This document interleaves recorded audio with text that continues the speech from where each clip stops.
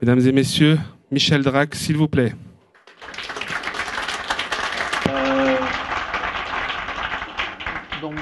Bonjour mesdames et messieurs, merci de vous être déplacés pour m'écouter et merci également aux organisateurs de la conférence. Vous pouvez constater qu'ils ont pas mal galéré, donc merci à eux.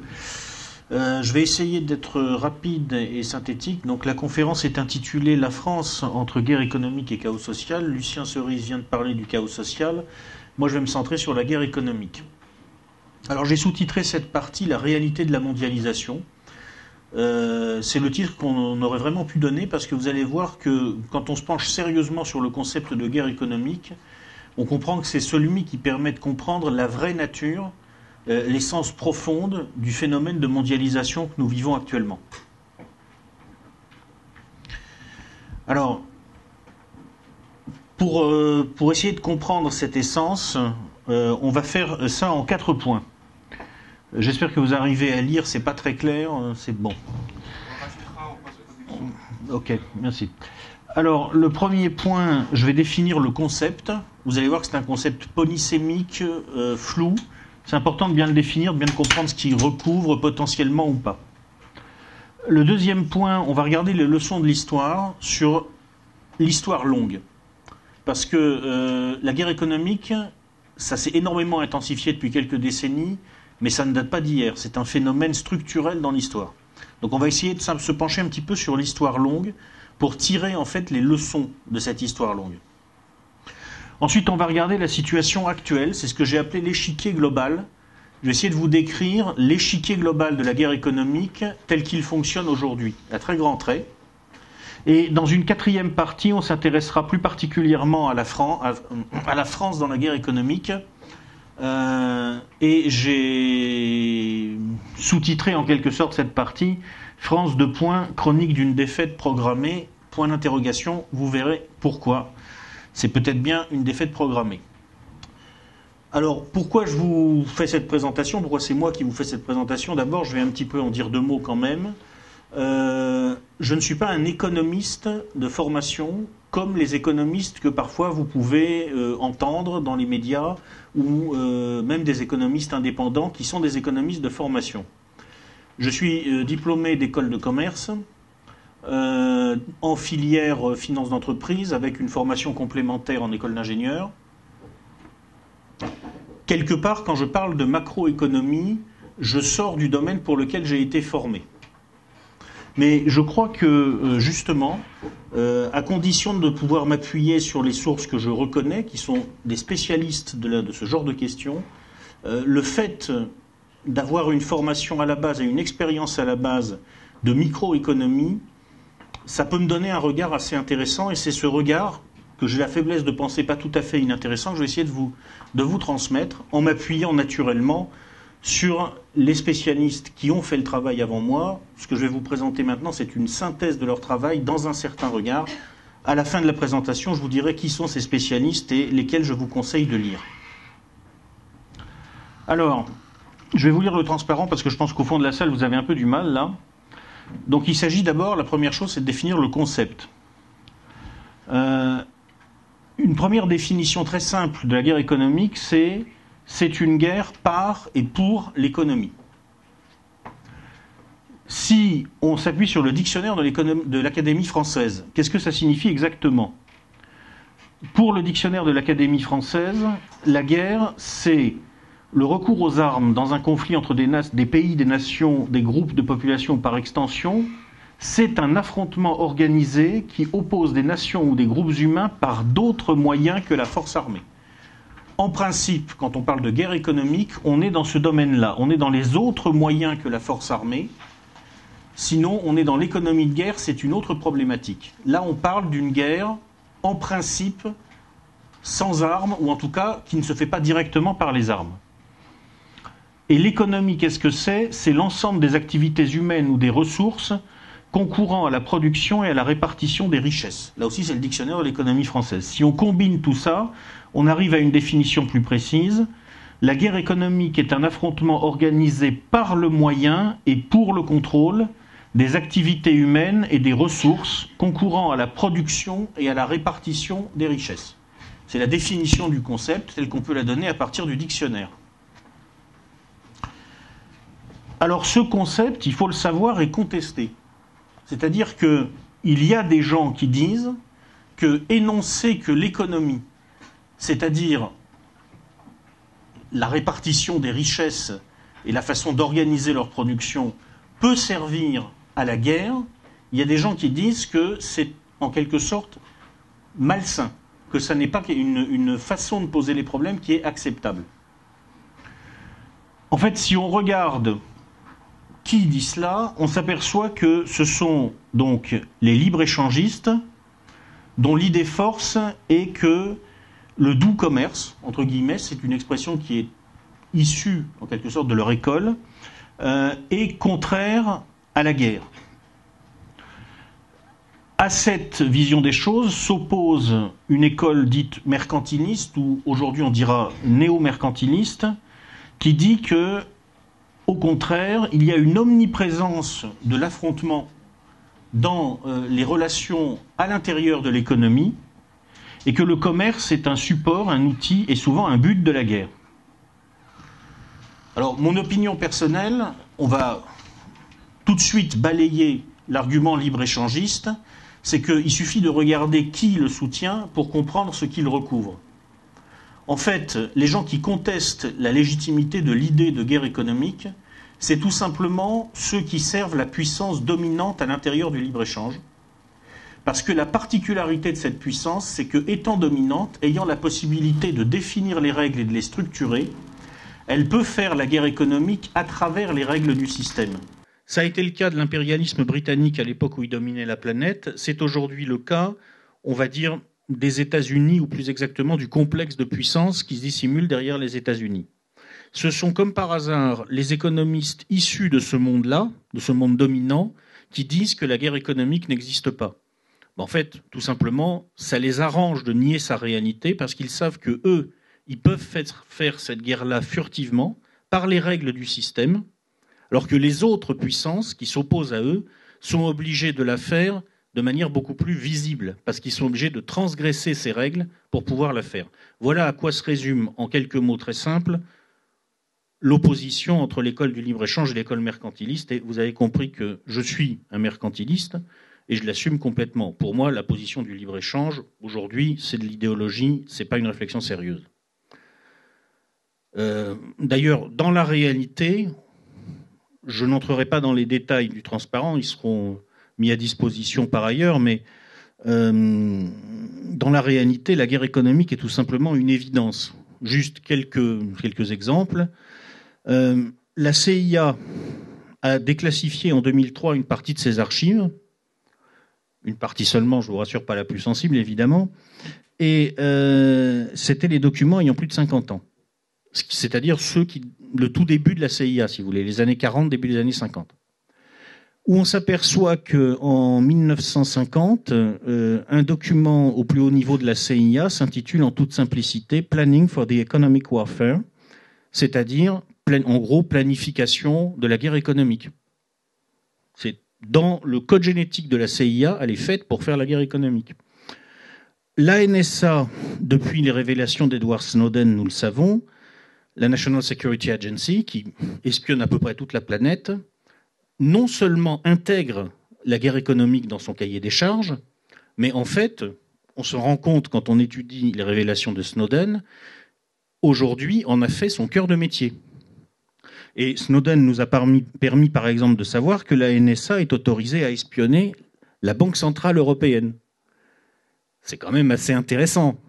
Pour une agence qui est supposée lutter contre le terrorisme international, bon, d'accord.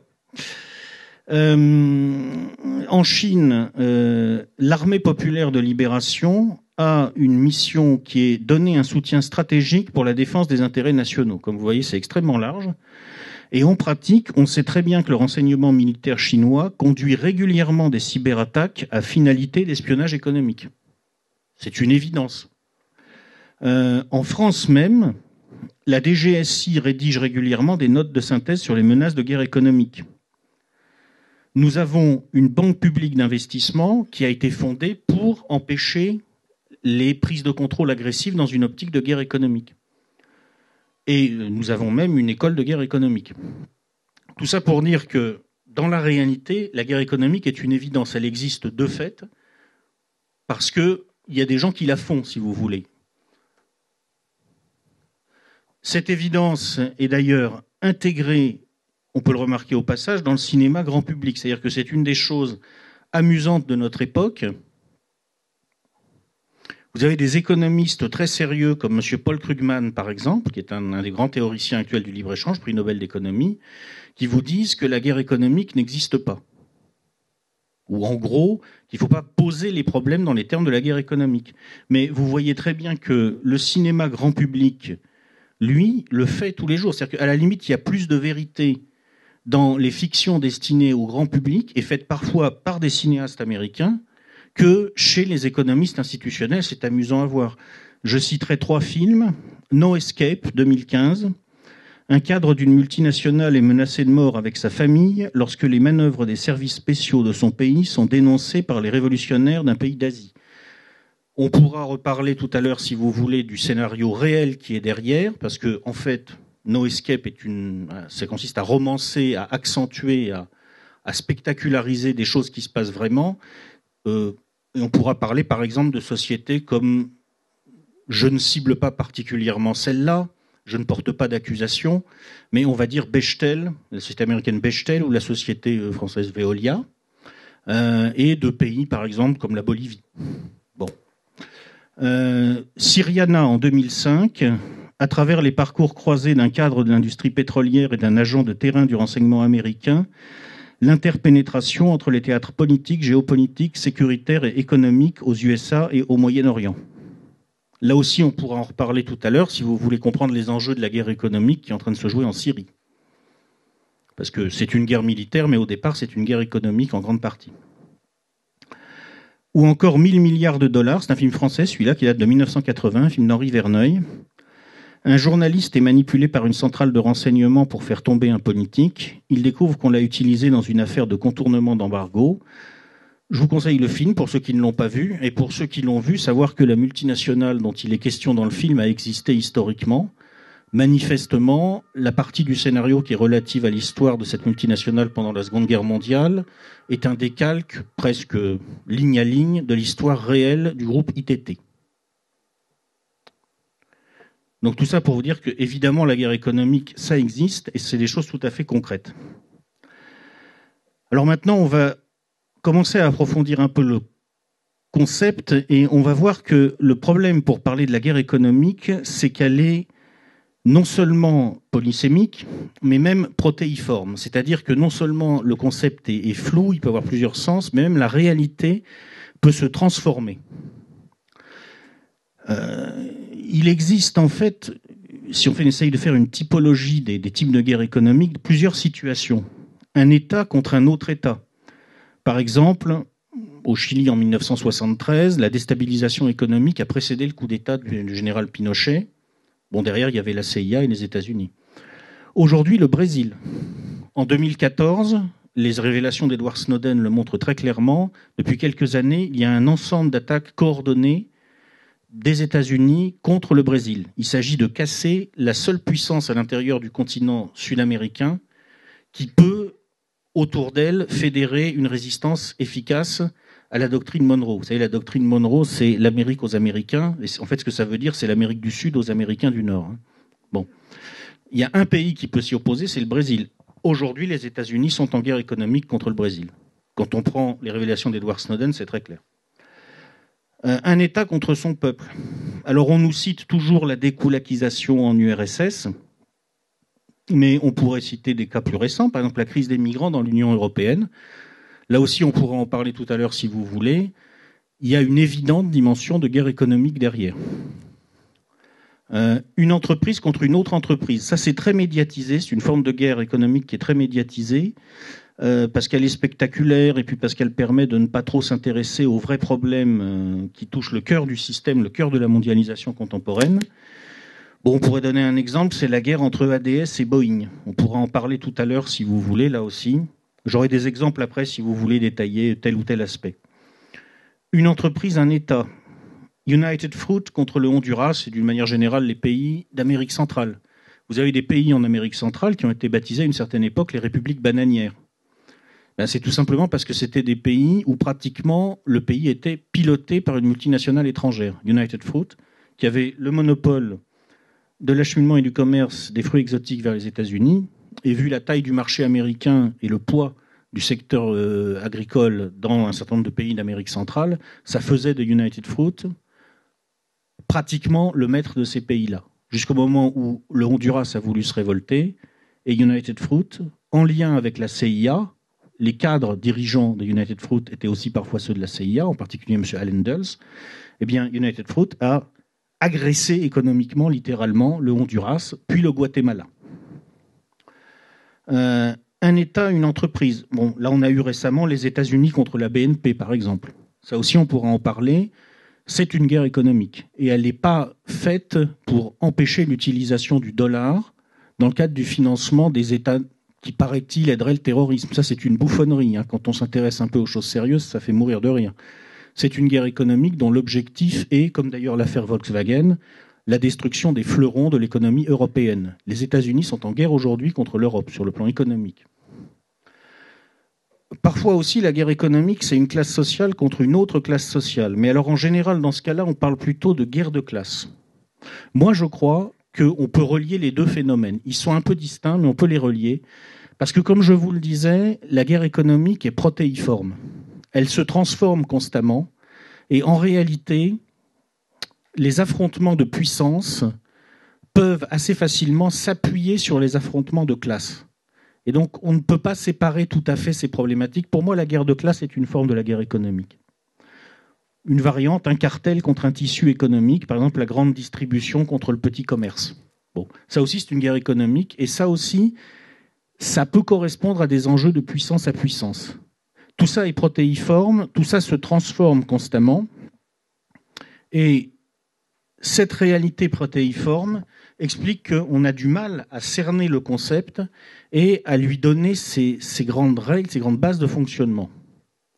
Alors, comme c'est très complexe, je vous propose de remonter à l'essence des choses. Après, on va regarder l'histoire, mais ça sera ma conclusion sur le concept. Si on essaye d'entrer dans l'histoire de la guerre économique en analysant tout ce qui s'est passé à chaque fois, les petits détails, les petites affaires, on ne va jamais s'en sortir. Il y a des centaines de cas de figure, il y a des centaines de stratégies, c'est très compliqué. Mais si on remonte à l'essence du concept, en fait, on se rend compte que la guerre économique est quelque chose de très simple. Les acteurs de la guerre économique peuvent être caractérisés par deux choses. Leur type de forme sociale, c'est-à-dire est-ce que ce sont des formes spontanées ou des formes instituées. Si ce sont des formes spontanées, ce sont des peuples, des populations, à la rigueur des tissus économiques. Si ce sont des formes instituées, ce sont des puissances. La deuxième caractéristique des acteurs de la guerre économique, c'est leur rapport au territoire. Est-ce que ce sont des sédentaires ou est-ce que ce sont des nomades ? Parce que, évidemment, l'intérêt de ces acteurs n'est pas le même.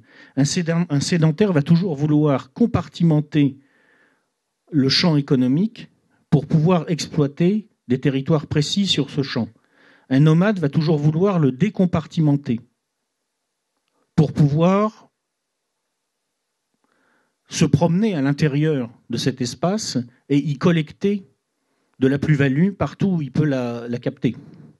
Des ressources ou de la plus-value partout où il peut la capter.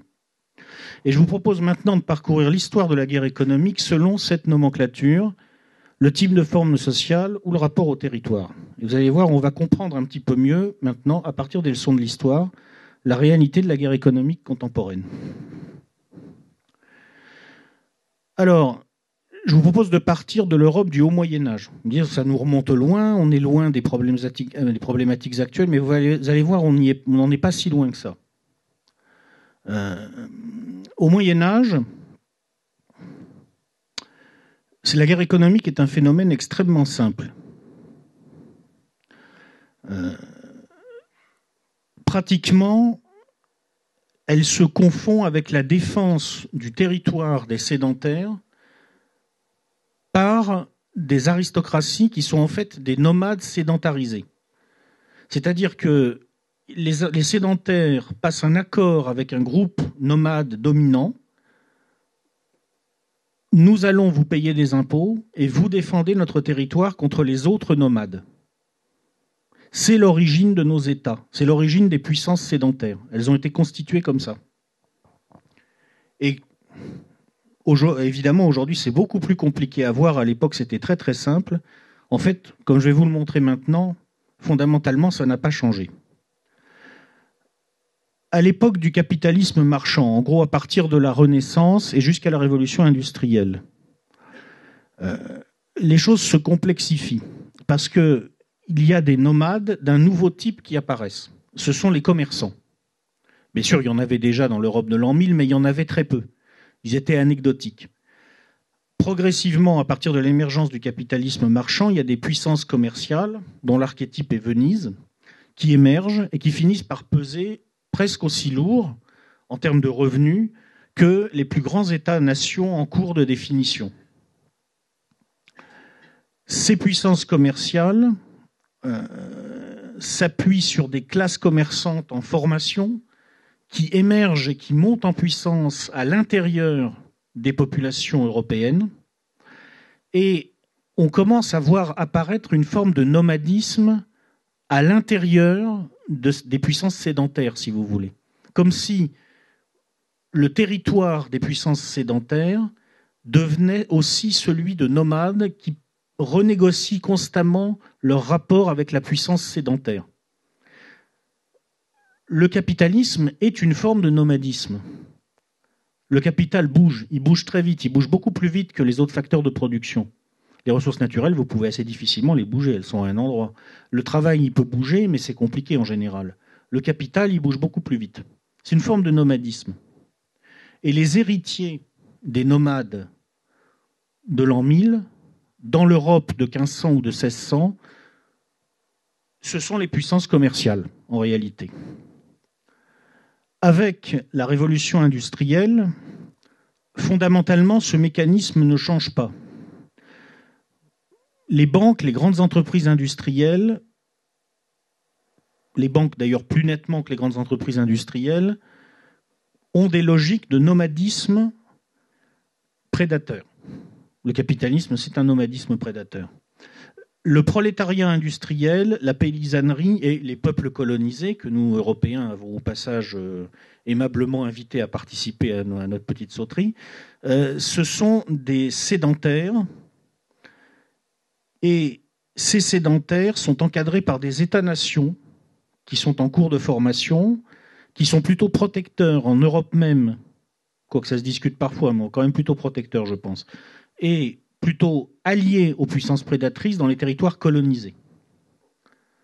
On retrouve en fait le schéma qui existait à l'époque du Haut Moyen-Âge, mais il est beaucoup plus sophistiqué.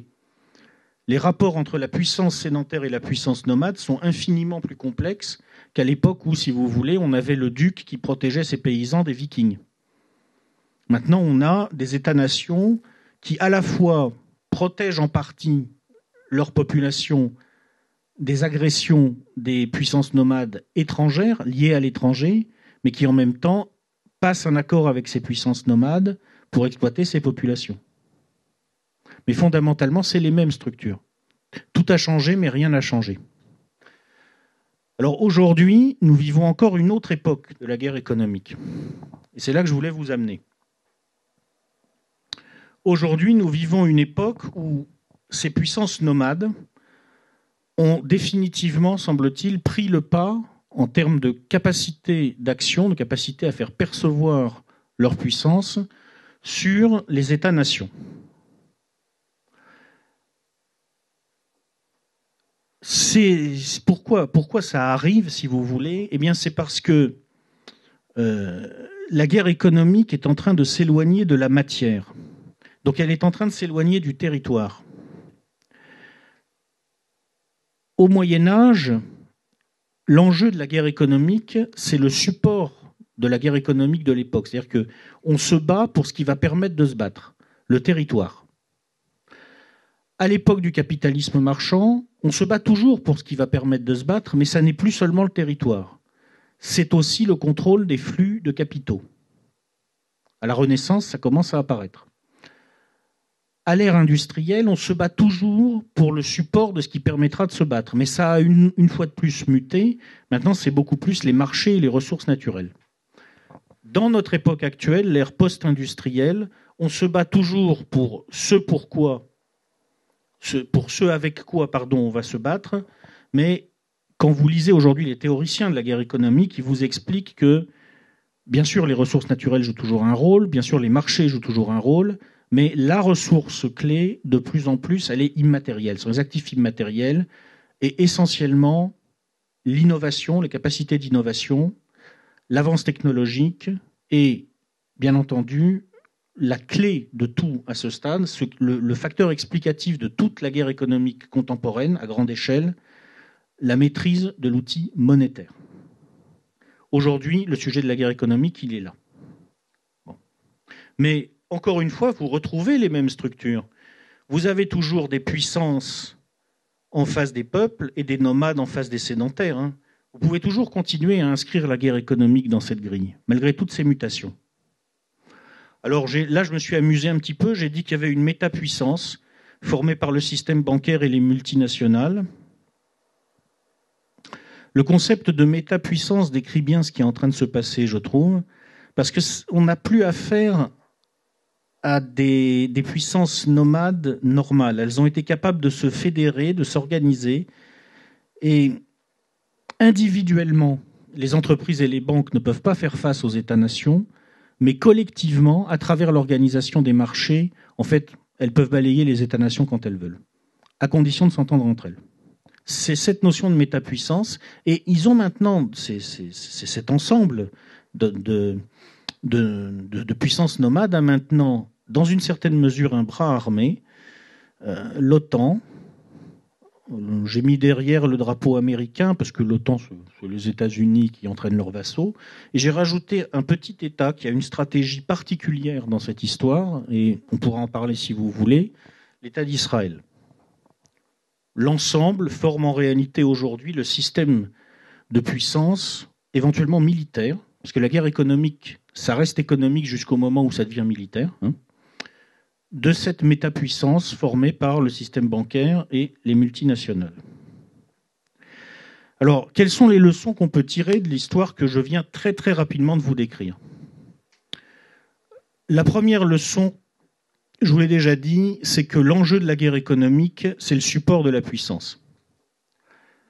Ce que ça veut dire, c'est que même si tout le monde fait la guerre économique, y compris vous et moi, en dernière analyse, l'enjeu, c'est la puissance. Ça veut dire que quelque part, la logique qui va structurer la guerre économique, c'est la logique des puissances. Malheureusement, ce n'est pas notre logique à nous.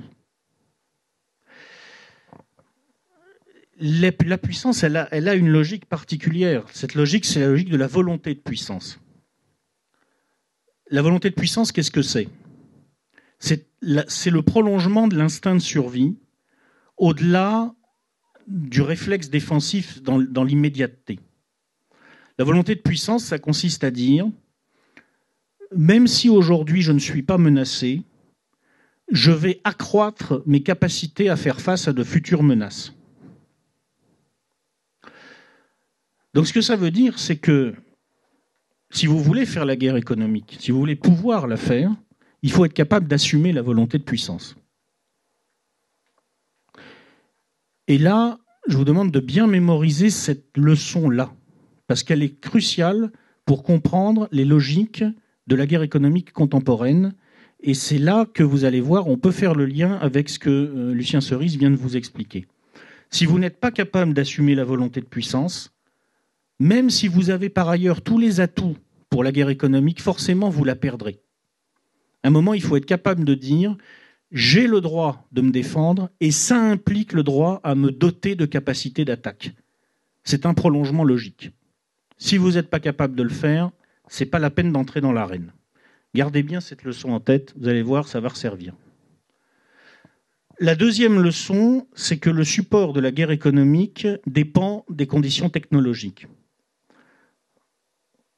La terre agricole jusqu'à l'invention de la navigation hauturière, la terre et la mer après, les matières premières et les marchés après l'invention de la machine à vapeur, les actifs immatériels essentiellement depuis le surgissement de l'électronique et des nouvelles stratégies de l'information. Une des conséquences de cette leçon, c'est que la guerre économique mute tout le temps, avec la technologie, avec les conditions objectives dans lesquelles l'économie se déploie. Donc l'état actuel de la guerre économique n'est pas forcément appelé à perdurer encore très longtemps, il peut muter. Et en fait, on s'aperçoit qu'à l'horizon de 1 à 3 décennies, il va probablement y avoir une mutation. Mais on ne sait pas encore dans quelle direction. Il y a 2 possibilités. La première possibilité, c'est que nous atteignions un seuil à partir duquel on arrive au niveau de ce que les spécialistes, les théoriciens appellent la singularité. C'est-à-dire que la technologie nous emmène tellement loin qu'elle nous fait sortir de notre condition humaine. Dans cette logique-là, l'enjeu et le support de la guerre économique de demain, c'est la maîtrise des univers virtuels. Il y a un autre scénario qui est qu'on n'atteint pas cette singularité avant d'avoir buté sur les limites écologiques, énergétiques de la croissance économique telle que nous la connaissons aujourd'hui. Dans ce cas-là, l'enjeu de la guerre économique dans 1 à 3 décennies va changer, il va basculer du côté des ressources critiques. Parce qu'on va revenir dans la matière et on va y revenir très brutalement. Et ça veut dire que peut-être un avenir possible, et visiblement il y a des théoriciens qui y pensent, je pense à Jacques Attali par exemple, ce serait une guerre économique faite par des coalitions mondialistes prédatrices, les nomades en forme instituée, s'appuyant, combattant des États faillis de toute façon qu'ils auront cassés. C'est ce que vient de nous expliquer en fait Lucien Cerise. Puisant dans des viviers de mercenaires. Et quand vous voyez qu'on a aujourd'hui une puissance, une métapuissance, on va dire, au niveau global, qui veut fabriquer ce que Jacques Attali appelle des infranomades, qui par exemple est en train de nous importer des infranomades en Europe avec ces flux de migrants, il faut se souvenir que quelqu'un comme Attali nous dit dans un livre qui s'appelle Une brève histoire de l'avenir que des armées de mercenaires recrutés par les hyper-nomades de l'hyperclasse, n'est-ce pas, pourront un jour opérer une prédation sur des populations civiles désarmées. C'est écrit en toutes lettres. Une brève histoire de l'avenir de Jacques Attali. C'est un avenir possible. Je ne sais pas si c'est celui qui va se réaliser, mais c'est un avenir possible. Enfin, la troisième leçon, alors je n'ai pas le temps matériel de déployer l'ensemble de mon argumentaire, parce que là, ça devient un peu trop compliqué, et je veux laisser du temps pour les questions. Mais une troisième leçon, c'est que la permanence la plus nette dans l'histoire de la guerre économique, eh bien, c'est pas le combat entre la puissance et le peuple. Alors, bien sûr, ce combat existe, il y a des révolutions, il y a une lutte des classes, tout ça, ça existe. Mais en fait, désolé, monsieur Karl Marx, c'est pas le moteur unique de l'histoire et c'est pas forcément le moteur principal. Moi, quand je regarde l'histoire de la guerre économique sur la longue durée, je dis que le moteur principal, la permanence, c'est l'affrontement entre nomades et sédentaires. Parce que entre puissance sédentaire et peuple sédentaire, on peut se combattre, mais on finit quand même par s'entendre. Parce qu'on peut trouver des terrains d'entente, on peut définir le bon niveau de l'impôt, par exemple. Entre puissance sédentaire, une puissance contre une autre, on peut aussi trouver à s'entendre parce qu'on peut tracer des frontières. Et les frontières, ça sert à ça. Ça sert à permettre aux puissances sédentaires de ne pas être en état de guerre permanent. Par contre, entre sédentaires et nomades, on a toujours un problème. Parce qu'il y en a un qui veut compartimenter le terrain et l'autre qui veut surtout pas que ce soit compartimenté. Donc là, forcément, on est en conflit. Alors après, quelquefois, on modère le conflit, on trouve un moyen de s'appuyer les uns sur les autres, on négocie, mais toujours on est en conflit.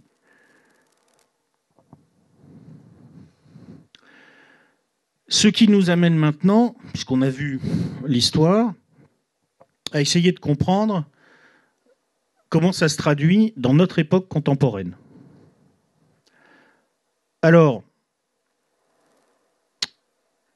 il faut essayer de se représenter l'échiquier global de la guerre économique aujourd'hui, et je vais vous en donner une image. Il faut comprendre que ce n'est pas un échiquier normal, où tous les acteurs joueraient avec les mêmes règles et où tout se passerait sur un échiquier que tout le monde verrait. En fait, il faut se représenter des échiquiers superposés. Vous imaginez qu'on va poser 5-6 échiquiers au moins superposés. Alors il y a l'échiquier des matières premières, il y a l'échiquier des marchés, il y a l'échiquier des technologies, il y a l'échiquier des relations géostratégiques, il y a une suite d'échiquiers comme ça qui se superposent. Ils s'influencent mutuellement. C'est-à-dire que quand il se passe une chose sur un échiquier donné, ça a des conséquences sur ce qui se passe dans les échiquiers du dessus ou du dessous. Certains de ces échiquiers sont invisibles. Vous ne les voyez pas. Mais il se passe quelque chose là en dessous et ça explique des mouvements que vous ne pouvez pas comprendre parce qu'il s'est passé quelque chose sur des échiquiers que vous ne voyez pas. En particulier, évidemment, la guerre économique, c'est très souvent une guerre clandestine. Pour donner un exemple très simple, est-ce que nous pourrions comprendre ce qui est en train de se passer en ce moment au Proche-Orient si, à travers quelques fuites savamment organisées, probablement par les services russes, nous ne savions pas que il semble bien qu'entre le moment où il a été invité sur les Champs-Élysées, je crois que c'était en 2008 ou 2009, et le moment où il a brutalement arrêté d'être un type fréquentable, un certain Bachar el-Assad a fait un choix concernant le gazoduc qui allait traverser le territoire de la Syrie. Il s'est passé quelque chose là dans un échiquier en dessous. Voilà, on peut subodorer, on peut se douter, bon, mais nous on l'a pas vu. Sur le moment, on savait pas. On pouvait se douter, mais on savait pas que, en gros, les Qataris avaient dit à Bachar, on va faire passer un gazoduc par chez toi. Que les Iraniens ont dit, on va faire passer un gazoduc par chez toi, et que Bachar, en 2008, super, génial, ami de l'Occident, sur les Champs-Élysées, invité à la demande du Qatar pour regarder défiler l'armée française, et que quelques années plus tard, Bachar n'avait plus le droit d'être sur Terre. Dixit Laurent Fabius. Bon. Voilà. Donc, ça n'enlève rien à ce que vient d'expliquer Lucien, parce qu'il y a une puissance qui tourne autour de tout ça, et qui instrumentalise ça pour ses intérêts propres, qui est effectivement l'État d'Israël. Mais c'est une particularité de la guerre économique que, en quelque sorte, elle crée un contexte et que les conflits vont interagir entre eux et que les acteurs qui gagneront seront souvent ceux qui sauront le mieux jouer, ricocher en quelque sorte sur les conflits qui se déroulent autour d'eux. Une autre particularité d'ailleurs de cet échiquier global, c'est que, comme c'est écrit là, certains jouent au go plutôt qu'aux échecs.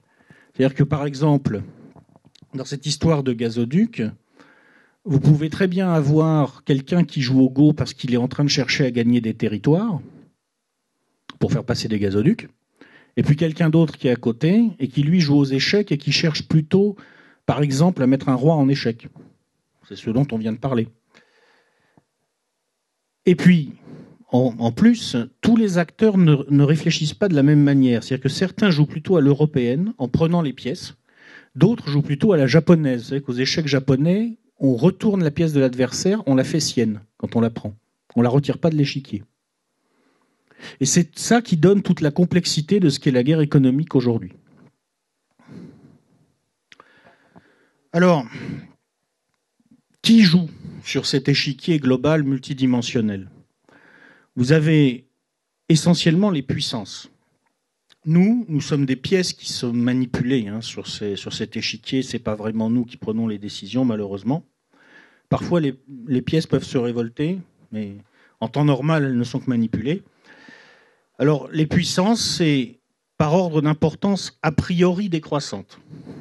Les États, les entreprises, les médias, les institutions internationales et les organisations non gouvernementales. Ça, c'est la façon dont les théoriciens de la guerre économique aujourd'hui décrivent les choses. Moi, mon opinion, c'est que la coalition des entreprises, des médias, des banques, en pratique, a pris aujourd'hui le pas sur les États. C'est-à-dire que chaque État individuellement est beaucoup plus fort que chaque entreprise individuellement, mais que l'organisation collective des marchés est largement plus efficace et plus performante et plus capable de faire percevoir son pouvoir que l'organisation collective des États à travers des institutions internationales qu'on a un peu du mal à prendre au sérieux quand même quelquefois. Donc ça, ce sont les puissances qui jouent sur cet échiquier. Quelles sont leurs armes ? Alors si je les classe en partant des armes de court terme pour aller vers les armes de long terme, en gros, ce que l'on appelle la guerre économique aujourd'hui dans les médias, ce dont les médias acceptent généralement de parler, ce sont uniquement des armes de court terme. Les manipulations de marché, et encore seulement quand on en parle dans les médias occidentaux, seulement quand la manipulation de marché est le fait des autorités chinoises. Et les autorités chinoises ne parlent des manipulations de marché que quand elles sont le fait des Occidentaux. Enfin, on en parle quand même. Les prises de contrôle inamicales ciblées, qui sont un des grands sports de la guerre économique. Bien sûr, les manipulations de l'information, à peu près systématiques en matière de guerre économique. On cherche à casser l'image de son adversaire et on cherche à se donner une bonne image. C'est une constante de la guerre économique. L'espionnage, on nous en parle aussi de temps en temps. Tout à l'heure, on pourra s'amuser, si vous voulez, pendant les questions, à en parler et à comparer les performances respectives des gens qui, paraît-il, sont les plus agressifs en matière d'espionnage, c'est-à-dire les Chinois et les Russes, et ceux qui, paraît-il, sont là pour nous protéger, c'est-à-dire nos bons amis américains. C'est assez amusant, vous allez voir. Les dévaluations et déflations compétitives, qui sont une arme de guerre économique que je dirais qu'on commence à dégainer quand ça devient sérieux. Pour différentes raisons, aujourd'hui, nous sommes dans une situation où certains cow-boys commencent à caresser la crosse de leur flingue. On y est. En fait, c'est parti, la guerre des monnaies a commencé. Mezzo voce pour l'instant. Et puis ensuite, on arrive aux vraies armes de long terme. Les armes dont on nous parle peu et qui sont en fait les armes les plus importantes de la guerre économique. L'influence normative, légale, c'est-à-dire je vais essayer d'imposer mes normes. C'est l'arme principale des États-Unis. Le traité transatlantique en cours de négociation, c'est fait pour ça, principalement. Ou éventuellement d'ailleurs des normes de management, avec le rôle en particulier des cabinets conseils, qui est une chose dont on ne nous parle jamais, alors qu'une grande partie des entreprises dites françaises, par exemple, sont régulièrement conseillées par des cabinets étrangers. Il faudrait un petit peu se demander si dans ces conditions, ces entreprises sont encore françaises. Et puis enfin, il y a l'arme ultime de la guerre économique, la plus importante à long terme, qui est l'influence cognitive. Donc les stratégies d'influence cognitive, je n'y reviens pas. Lucien Cerise vient de nous dire l'essentiel à ce sujet-là. En fait, les théoriciens de la guerre économique qui ont sérieusement réfléchi à la question aujourd'hui sont d'accord pour dire qu'à long terme, la victoire ou la défaite se jouera essentiellement sur ce champ-là.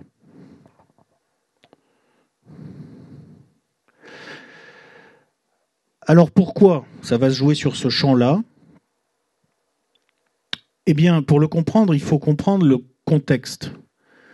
Qu'est-ce qui caractérise le contexte aujourd'hui de la guerre économique ? Nous allons vers une économie qui va associer des nations têtes à des nations bras. C'est-à-dire des nations qui seront riches, qui seront détentrices des savoir-faire, et qui doivent garder le contrôle des nations qui prennent le contrôle des capacités productives. C'est-à-dire, en gros, si on oppose la Suisse, si vous voulez, qui est le prototype de la nation tête, et la Chine, qui est le prototype de la nation bras. La guerre économique aujourd'hui, c'est quand même largement la question de savoir comment la tête va garder le contrôle du bras. C'est d'autant plus la question que l'Occident perd progressivement sa place sur la carte de l'économie productive. Donc on a une tête qui est de moins en moins forte, des bras qui sont de plus en plus forts. Comment la tête va garder le contrôle des bras ? Alors, comment ? Eh bien, en jouant essentiellement, probablement, sur un certain nombre de mutations dans la façon dont la puissance elle-même se structure. Nous passons d'un monde organisé en territoire vers un monde organisé en réseau. C'est l'effet d'Internet, c'est l'effet des nouvelles technologies de l'information. Ça vient aussi du fait que le levier technologique devient tellement prédominant que souvent il annule le rapport de force quantitatif. C'est-à-dire que c'est plus intéressant à la limite d'avoir un petit territoire, une petite population très bien formée, que d'avoir une grande masse, mais de faible qualité sur le plan technologique.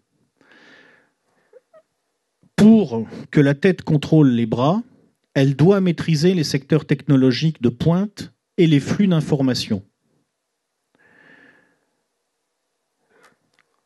De cette façon, elle va essayer de conserver ce qui est la nouvelle forme principale de la puissance, c'est-à-dire un avantage en termes de dépendance asymétrique.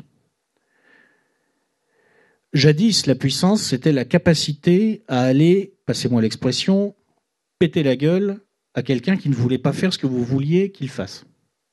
Dans un monde qui est organisé en réseau, où tout le monde dépend de tout le monde, ça devient beaucoup plus compliqué, beaucoup plus difficile. On peut encore de temps en temps le faire avec des acteurs mineurs. RIP Muammar Kadhafi, voilà. On ne peut pas le faire avec des acteurs majeurs. Vous imaginez ce que pourrait donner aujourd'hui un choc frontal entre les États-Unis et la Russie, par exemple, il ne reste plus rien après. Donc la puissance aujourd'hui, de plus en plus, c'est la création d'une dépendance asymétrique.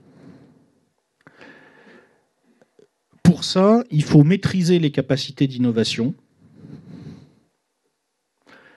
et il faut être capable donc de s'ouvrir, mais à son avantage. Il faut être capable de jouer sur les réseaux, mais à son avantage.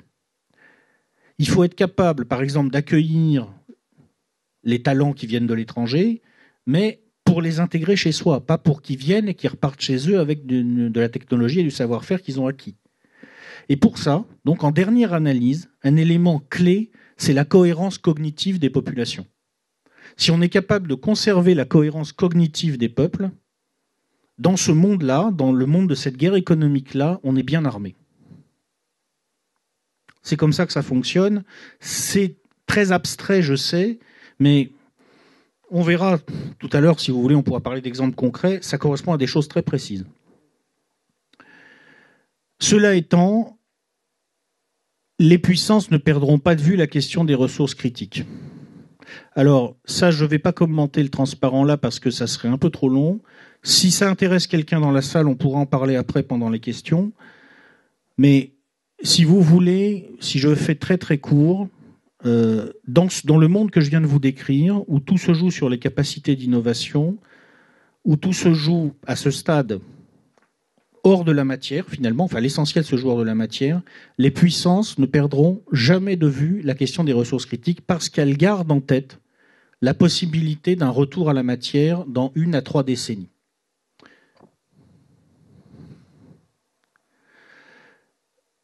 Je voudrais simplement, sur l'échiquier global, conclure en vous signalant les caractéristiques de quelques grands acteurs étatiques. Alors, je n'ai pas le temps de les décrire tous, mais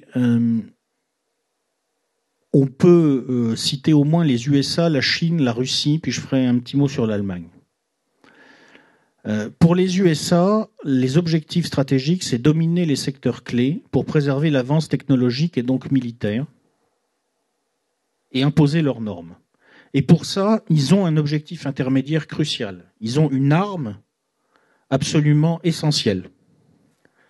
Cette arme, c'est le système dollar. Toute la guerre économique conduite actuellement par les Américains n'a qu'un seul objectif, maintenir le système dollar. On pourra parler après, si vous voulez, plus en détail des différentes méthodes. La Chine, elle, a d'autres objectifs. Elle veut créer des dépendances à l'offre industrielle pour avoir elle aussi des dépendances asymétriques sur lesquelles jouer. Elle veut capter des ressources en matières premières et elle veut obtenir des technologies.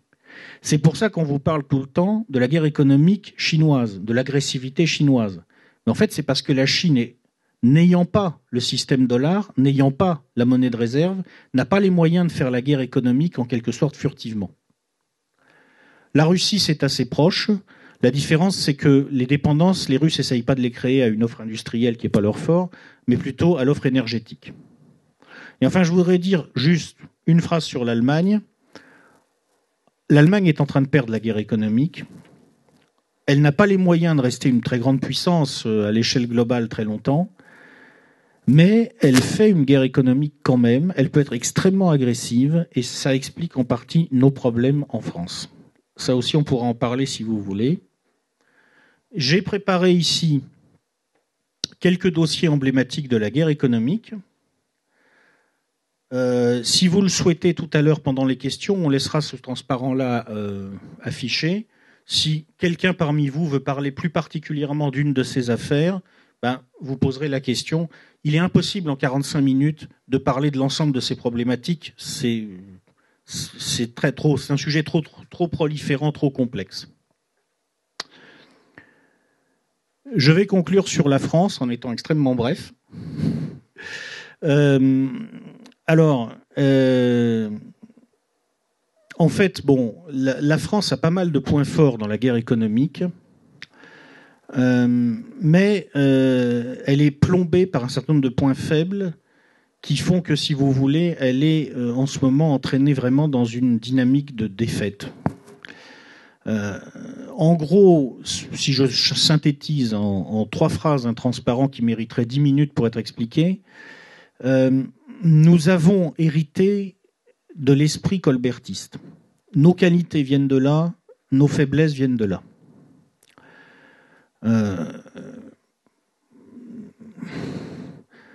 Notre homogénéité des élites, si vous voulez, nous permet parfois de bonnes capacités de coordination interne, mais en fait, elle engendre aussi aujourd'hui une sorte de syndrome de déréalisation. Nous avons du mal à penser la dimension stratégique à long terme. Il y a une asymétrie défavorable par rapport aux États-Unis.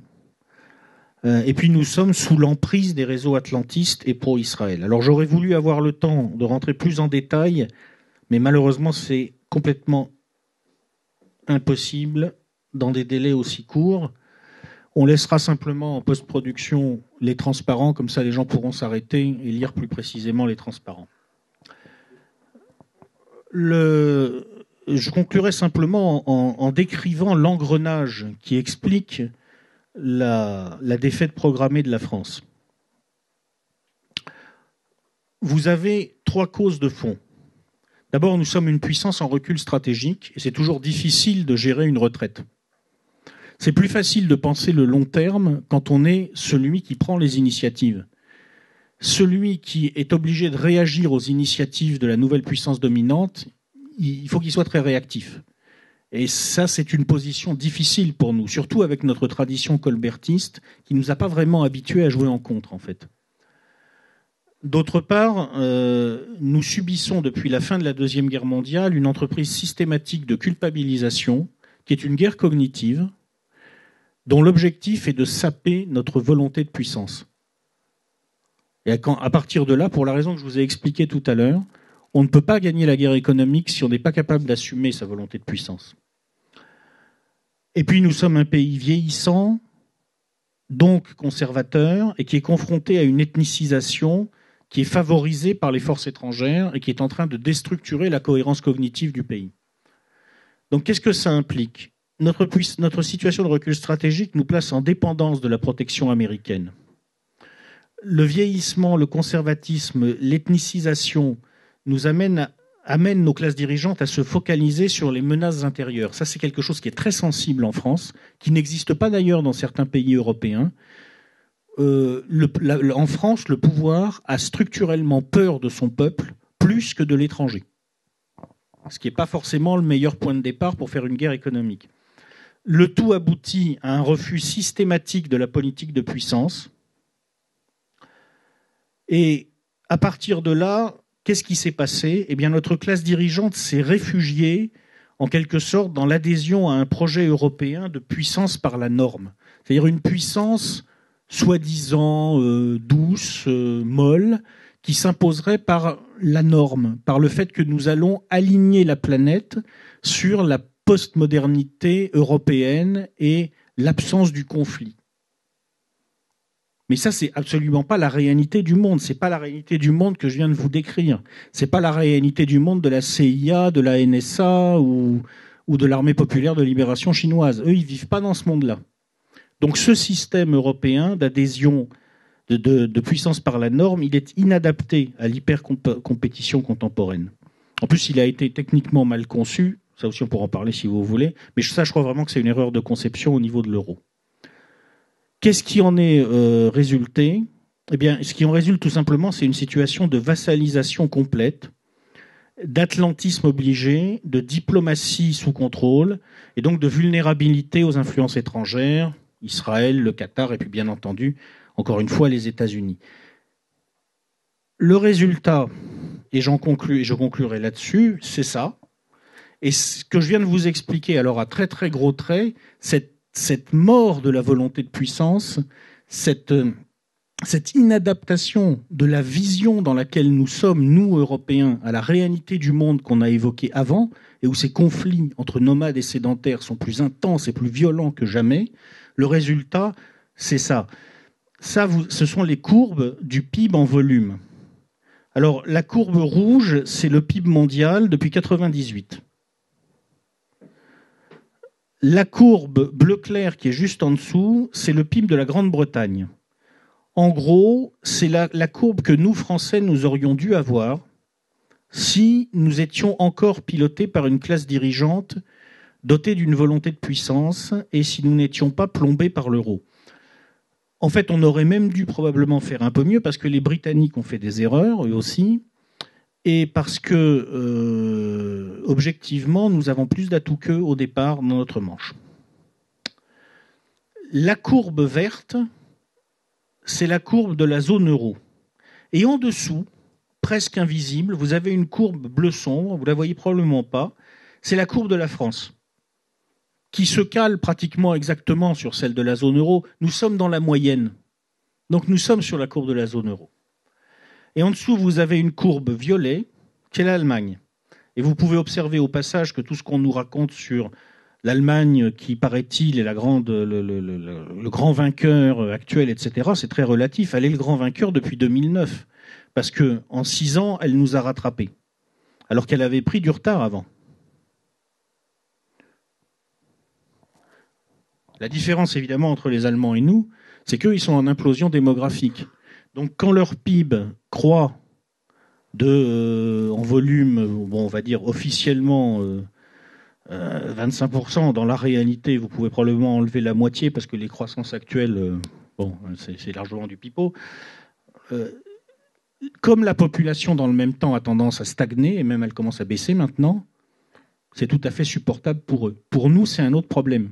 Parce que nous, on n'est pas encore en implosion démographique. Donc voilà, ça c'est la réalité de la France telle qu'elle est aujourd'hui et de sa situation sur l'échiquier tel qu'il est aujourd'hui. Alors maintenant, une petite biographie extrêmement sommaire. Je vais vous parler des auteurs que j'ai lus pour préparer cette conférence. Donc je vous conseille la lecture de Christian Arbulot. C'est, je crois, le directeur de l'école de guerre économique. Et 2 ouvrages, La main invisible des puissances et Sabordage. Sabordage, c'est sur ce que je viens d'expliquer sur la classe dirigeante française et la guerre économique. Alors, je ne vous garantis pas la prononciation. Hong Bing Song, La guerre des monnaies, texte largement complété par Jean-François Goulon, le traducteur. C'est intéressant parce que ça permet de voir comment les Chinois perçoivent la situation actuelle. Pierre Buller, c'est notre actuel ambassadeur en Pologne. La puissance au XXIe siècle. Alors je vous préviens, si vous achetez le bouquin, il faut du temps et du courage, parce que comme c'est un diplomate en activité, c'est pas quelqu'un qui va vous dire en 2 pages, voilà, je vais vous expliquer le problème. Il va tourner autour du problème pendant 50 pages, il va prendre toutes les précautions, et il va faire en sorte de vous passer le message, mais sans qu'on puisse dire qu'il l'a donné. C'est normal. C'est un ambassadeur en activité, c'est pas Michel Drac, il peut pas raconter ce qu'il veut comme ça dans la joie et la bonne humeur. Mais si vous avez le temps de lire 500 pages écrites par un diplomate qui a mis 500 pages pour dire ce qu'il aurait pu dire en 50 pages parce qu'il est diplomate, c'est très intéressant, et surtout c'est très intéressant parce que ça montre que les classes dirigeantes françaises sont au plus haut niveau en train de prendre conscience de leur situation d'impasse stratégique. C'est-à-dire que ce que je viens de vous expliquer sur ce que nous subissons actuellement, sur le désastre dans lequel nous sommes, il y a des gens là-haut qui commencent à se dire « Oula, peut-être qu'il faudrait quand même un peu corriger le tir parce que S'il reste plus rien de la France dans quelques années, ça va être difficile de continuer à exister, nous.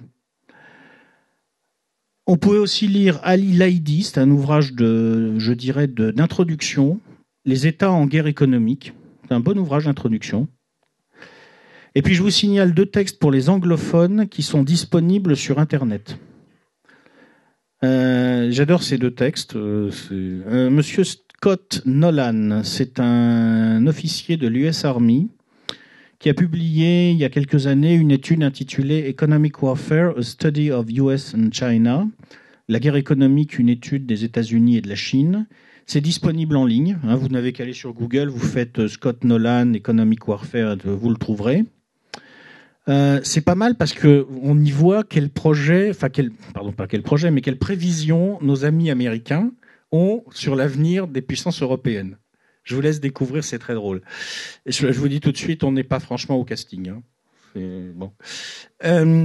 Et puis, l'Office of the Director of National Intelligence a publié un rapport, alors c'est le rapport quadriennal de revue de renseignement en 2009, Quadriennal Intelligence Review Final Report, partiellement disponible en ligne. C'est un document officiel. Et là aussi, c'est pareil. Vous pourrez voir ce que nos amis américains pensent de nous. C'est drôle. C'est drôle après quand vous lisez Le Point, et quand vous parle de l'amitié franco-américaine, c'est marrant, quoi. Voilà. Et j'en ai fini. Mesdames et messieurs, Michel Drac.